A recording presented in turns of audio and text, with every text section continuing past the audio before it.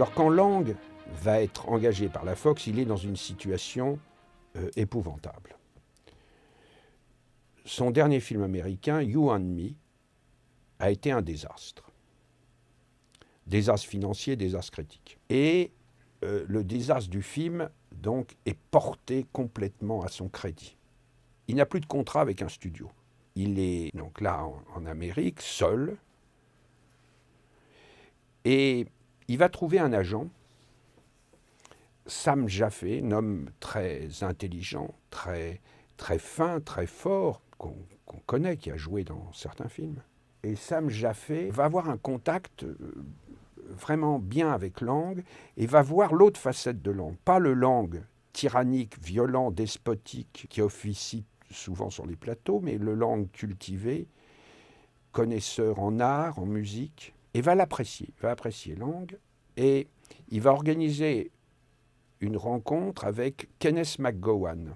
Kenneth McGowan est le producteur qui va produire le Return of Frank James.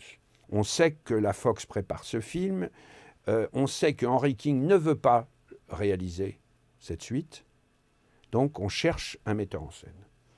Kenneth McGowan est comme Sam Jaffe, un homme très cultivé, et qui aussi va avoir un bon contact avec Lang, et qui va pousser Daryl Zanuck à rencontrer Lang.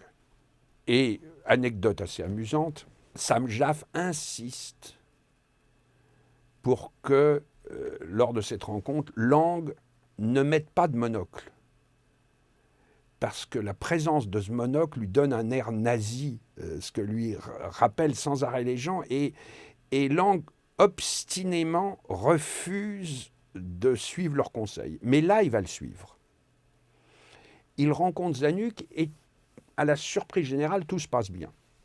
Et là, Zanuck va accepter qu'il fasse le retour de Frank James. Mais quand Lang arrive, il y a déjà des scénarios qui ont été faits.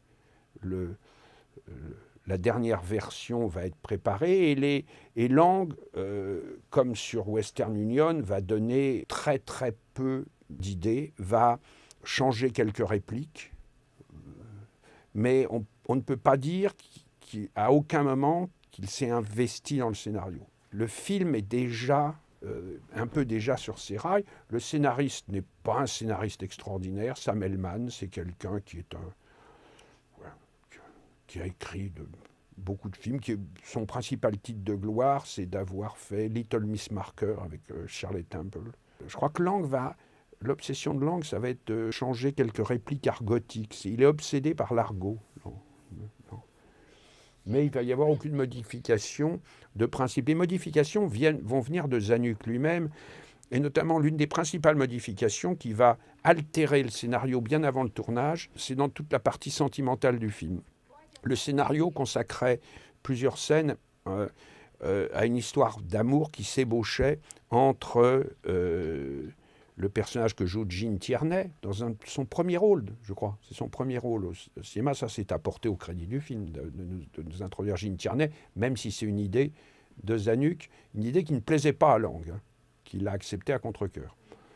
Donc, il y a plusieurs scènes. Ça, Zanuck voulait qu'il y ait cette histoire d'amour, mais les avocats de la Fox lui font remarquer que la veuve de Frank James est toujours vivante et qu'elle peut poursuivre. Donc, il va y avoir un ordre d'atténuer, de quasi-supprimer, ou dans tous les cas, de ne pas mettre en avant toute cette partie romance. Je crois que le chef opérateur est imposé, là, George Barnes, qui est un type qui est un vieux de la vieille, qui est assez adroit, et ça se voit dans la manière dont sont éclairés certains décors, voire même suréclairés certains décors.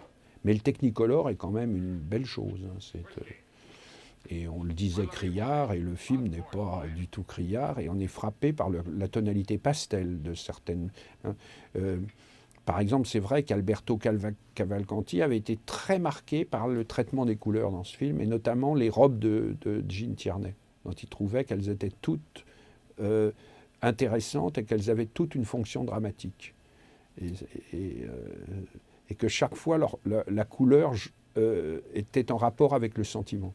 Le film a des difficultés en préparation parce que Fonda ne veut pas travailler avec Lang. Ça s'est très très mal passé entre eux pendant J'ai le droit de vivre. Fonda a détesté la tyrannie de Lang, qui veut que les acteurs obéissent à tout ce qu'il décide. Alors, on pourrait mettre ça au débit de Fonda, dont je ne suis pas sûr qu'il ait été un homme très sympathique et très chaleureux. Mais il y a tellement de témoignages d'acteurs qui disent que Lang était quelqu'un d'autoritaire, qui n'avait pas de respect pour les comédiens sur le plateau, qu'on se dit qu'il devait y avoir certaines raisons. Même si Ida Lupino disait beaucoup de bien de lui, même s'il semble qu'il se soit bien entendu avec certains acteurs et avec certaines actrices. Donc Zanuck pousse Lang à venir faire amende honorable, ce qu'il fait. Lang vient pleurer auprès de Fonda, dit qu'il va pas, que c'est un malentendu, qu'il sera complètement différent, et Fonda finit par céder. En fait, sur le plateau, Lang sera peut-être un peu moins tyrannique, mais pratiquement semblable à ce qu'il était sur J'ai le droit de vivre. Les acteurs de complément font un numéro efficace, surtout Donald Meek. Donald Meek est là, tout d'un coup, c'est comme si Lang trouvait ce sens de la caricature qui marquait certains de ses films. Donald Meek avec le bruit que font ses chaussures quand il marche. Ça c'est tout d'un coup, le film paraît plus fort.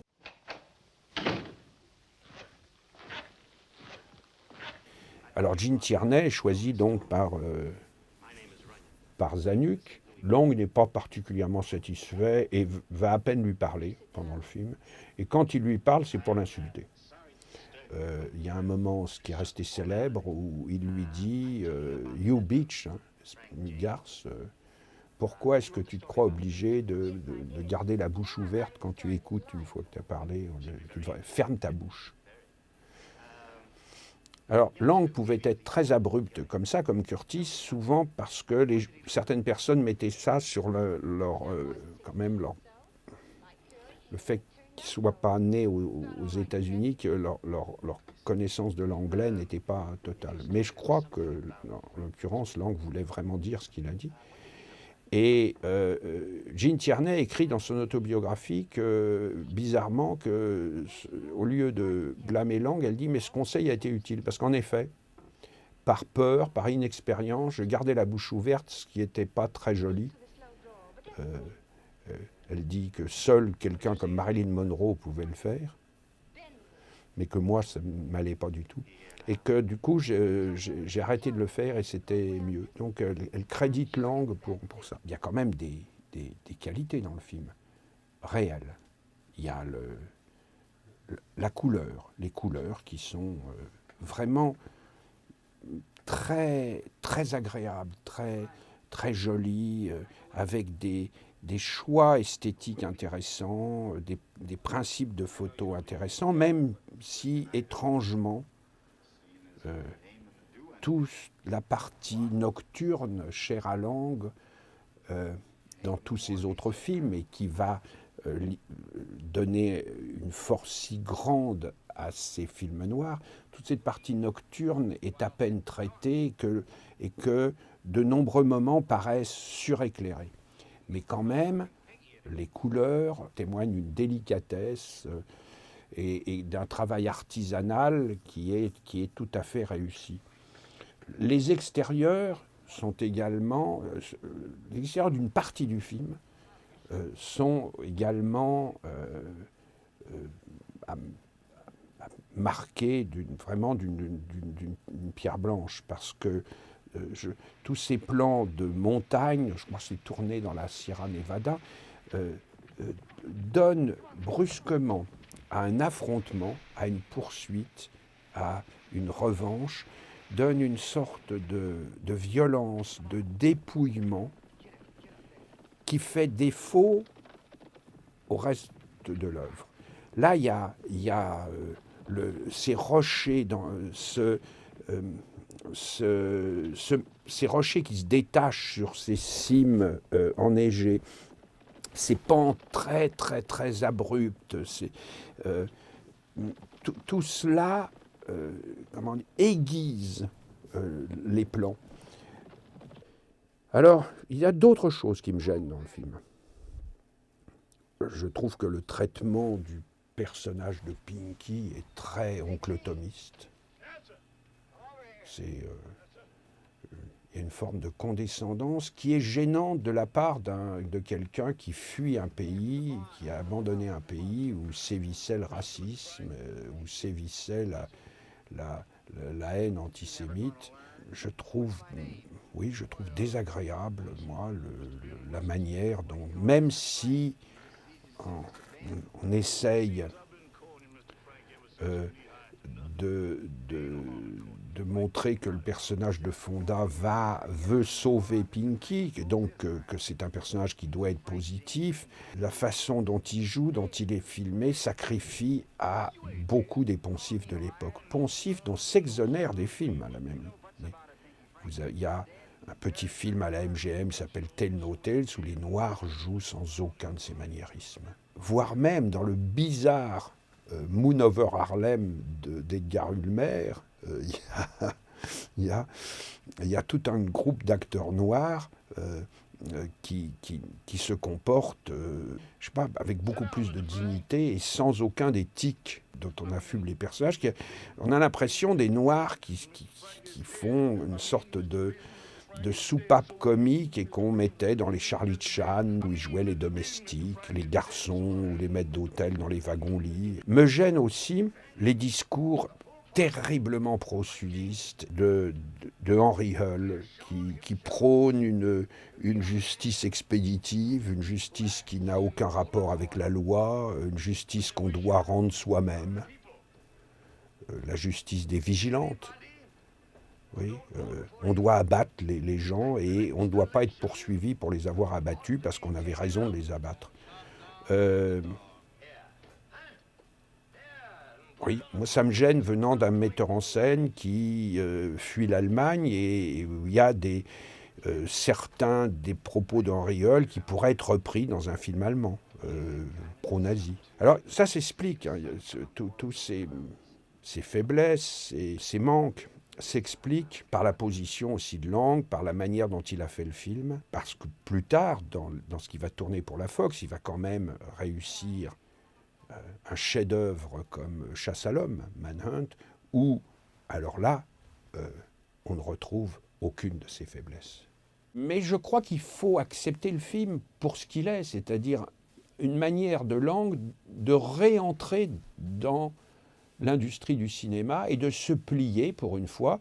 Il avait la réputation de quelqu'un de difficile, et là il veut montrer qu'il ne va pas faire d'histoire, qu'il va tourner le film que veut la Fox, que veut Zanuck, et c'est ce qui se fera. Et le film aura de très bonnes critiques et aura un grand succès public. Ce sera un très très grand succès.